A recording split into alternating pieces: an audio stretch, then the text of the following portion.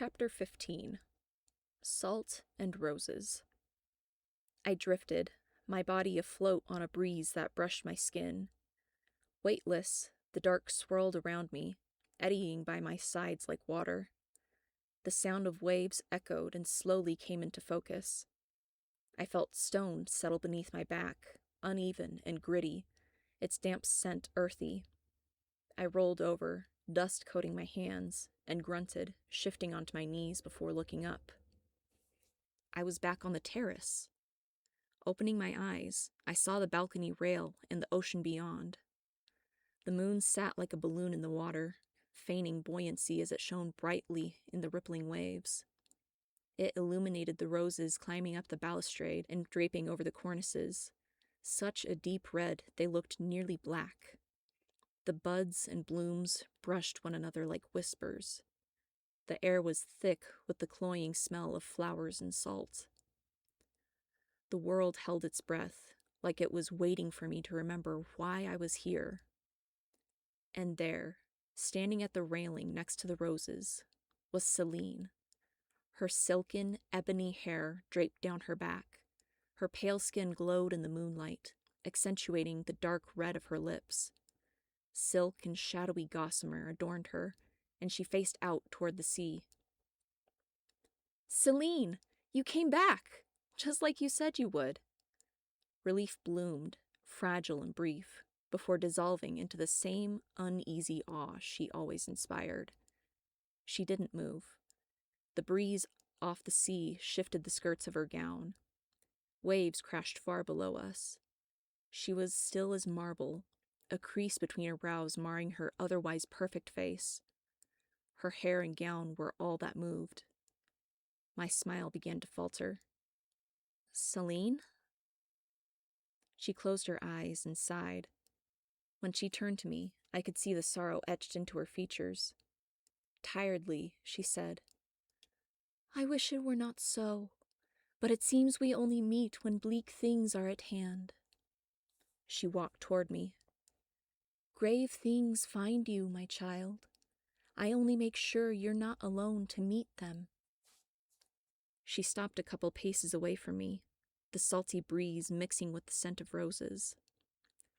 When she turned her gaze from me, it felt like being released from gravity. Turning back to the horizon beyond the sea, her silver eyes reflected the light of the moon, making them almost glow. She returned to the railing, staring out as if she could see the whole world from there. The roses beside her bobbed in the breeze, their petals glossy in the humid air. Her hand rested on the balcony rail near them, moonlight faintly shining. The rhythmic crash of waves was like a pulse of the world. She looked carved from the cliff itself, unyielding and eternal. I didn't speak. I was too nervous about why Celine was acting this way. I waited until she began to speak again, her voice flowing like water. "There is one who calls his certainty devotion," she started, her hands curling into fists on top of the railing.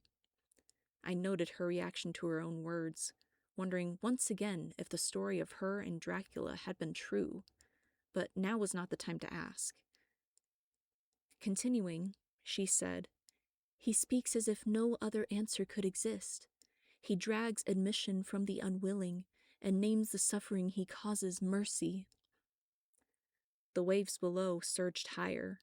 Light flashed on the water like warning beacons. This person's description reminded me too much of Nicola's control. I could still feel the echoes of his compulsion from my time in the White Room. "He builds his altar from the bones of the willing," Celine murmured, almost to herself. Turning to me, the air thickened, all sounds dampening except for her voice. "He believes he is purifying what remains of the broken line." The roses nearest to Celine seemed to tremble more than the rest, the petals darkening further. Veins of midnight threaded through the dark crimson. Not as if they were withering, but as if the mention of this villain was enough to make them sickly. The scent of the air went sickeningly sweet, reminding me of the medicine my mother had me take as a child. The broken line? Thoughts of Davor's experiments, of how Nicola tried to finish his work, began to stir in my mind. Celine never lies, but she's never straightforward either. I stepped closer, coming up to the railing and doing my best not to look down at the water churning at the sharp rocks below. I had nearly met those rocks once after meeting Celine for the first time. Why me again? Why do grave things always find me? Curling my fingers into a fist, my nails dug crescents into my palm. My voice was barely above a whisper as I asked, "Do you mean Nicola's turned ones? His vampires?" Celine paused for a moment, as if considering her words. The wind off the sea rose sharply to punctuate her next words. "He will haunt all touched by the first sin, those changed by blood, those who survived the mourn of the sirens. He will call it salvation, an ending made clean." The reflection of the moon rippled on the sea, reflecting the light and brightening the night sky. There was a hollow boom against the side of the cliff as waves continued to crash against it. More of the roses continued to grow ever darker. Like an infection, the effect spread out from where Celine stood. The air seemed to tighten, the perfume of the roses turning sharp, like sugar burning. Starlight danced in a faint shimmer on the blackened petals, beautiful and wrong. Her words increased my unease. Nicola wasn't the end? If he was only the prelude, what could possibly come next? Another predator was already out there with a nefarious plan, and it sounded like lives could be in jeopardy. My throat was dry. I dug my fingers into the railing as if it could somehow save me. Why me again? Why can't she warn someone stronger, or at least better suited to being a hero? But my thoughts didn't matter. What mattered was that I was warned, and it was up to me to do what I could. I tried to speak without my voice shaking, only partly successful. Then, how do I stop him? Despite the slight quiver in my tone, a flicker of defiance shone beneath my fear. Celine turned her head to me. Our eyes met, and I saw a mix of feelings. It felt like compassion weighed down by sorrow. The roses continued to darken. The ones closest to Celine began to wither. As if gauging me and finding me ready, she nodded slightly before saying, "He thrives on obedience and silence." Her voice seemed to reverberate, as though the sea itself were carrying her words.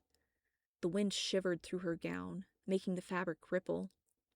Moonlight caught on her lashes, her expression unreadable, a priestess delivering an eulogy for a world not yet dead. "I don't understand," I said, her request somewhat meta in my mind.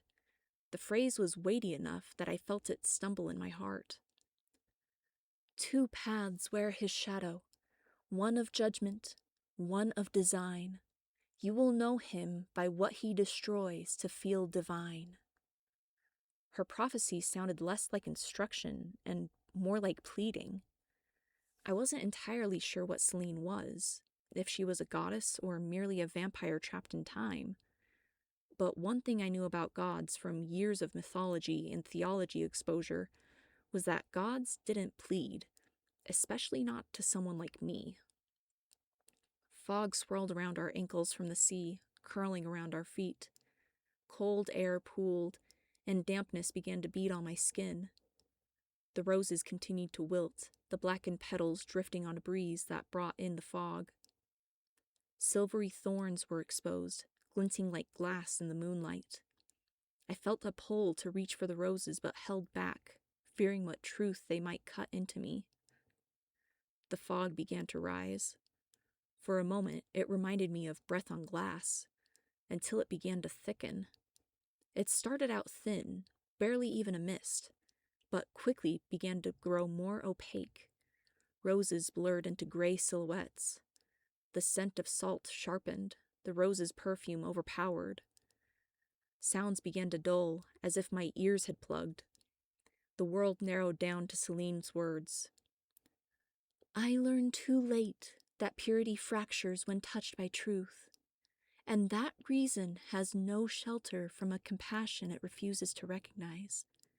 That is where his faith will fail. Her voice began to fade and echo, even though she was standing right next to me, as if the fog were a sound barrier and she were at the same time trying to speak into my mind. Her words blended with the crash of the surf below, becoming indistinct waves of their own. "But, Celine, what does that mean?" I tried to ask, but my voice was being muted by the fog, too. "Celine?" No response. My voice became more and more muffled the thicker the fog became. I yelled as loud as I could, trying to get any sound out of my mouth. "Celine!" The world continued to soften around the edges, the sea and sky merging into a washed-out gray. I stuck my hand out in front of me, intending to touch Celine's arm, but there was nothing there. There was a resistance like swishing my hand through air-ized sand. Waving my hand around, then adding the other when that wouldn't work, I tried to feel for the balcony rail, for anything. Yet it was like I was in a washed-out wasteland of fog. I couldn't even see my hands reaching out for the thickness of it. Celine's words echoed on the wind like a haunting ditty. "Two paths wear his shadow, one of judgment, one of design. You will know him by what he destroys to feel alive." I couldn't tell if the words were on the wind or in my head. They were everywhere, echoes in rhythm with the surf, the way grief echoes in memory. Invisible waves continued to crash, coming closer in an inevitable approach. Small flashes of red occasionally flitted through the gloom. Rose petals or blood, I couldn't tell. Somewhere along the way, my feet had left the ground and I floated, weightless in the all-consuming gray. My dead heart wanted to race, uneasy. The grayness began to come back together. Vague, familiar shapes. The arm of the couch. The lamp. There was soft light coming from the window as dawn began to wake. I blinked, trying to decide whether the sound of the surf in my ears was still real. The scent of roses lingered like a phantom, sweet and wrong in a world made of sheets and skin instead of stone. I felt something worn and hard behind me, something else heavy draped over my side. That's right, I had slept in Michael's bed last night. He was still asleep behind me, his breathing deep and slow. The details of the dream mixed with reality. I could have sworn I could taste salt and smell roses even now. I shifted my body, causing Michael to tighten his arm around me. He nuzzled into my neck, his nose tickling me and causing me to squirm more. He grumbled, his voice deep and sleep-graveled, making my toes curl. The blankets were a warm cocoon around us, our body heat a contrast from the chill of my dream. But even Michael's sleepy attention couldn't dampen Celine's words playing over and over again in my mind. Two paths, one of judgment, one of design. What could that possibly mean? They tumbled continuously in my mind like rocks in a polishing machine. Only difference was, my thoughts weren't getting any clearer at all. Michael's arm squeezed me around the middle. He stretched his back, groaning as his muscles protested the movement. Flipping me over, surprising me, he gave me a sleepy smile. "I could get used to waking up like this," he said, tilting my chin up to place a tender kiss on my lips.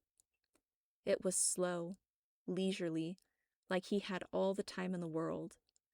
When he pulled away, he hugged me to him, resting his head atop mine. His fingers traced lazy, sleepy circles on my arm. It was impossible to feel haunted with him pressed against me. Celine's warnings were still plenty loud in my head, but my soul felt more settled. Her voice haunted the corners of my mind, but it couldn't compete with the quiet certainty of being held. Maybe, at least for right now, I could just be. I couldn't decipher any prophecy yet. I just needed to breathe, exist, and prepare, at least until we knew what we were facing. The gray dawn awaited, uncertain and unwritten,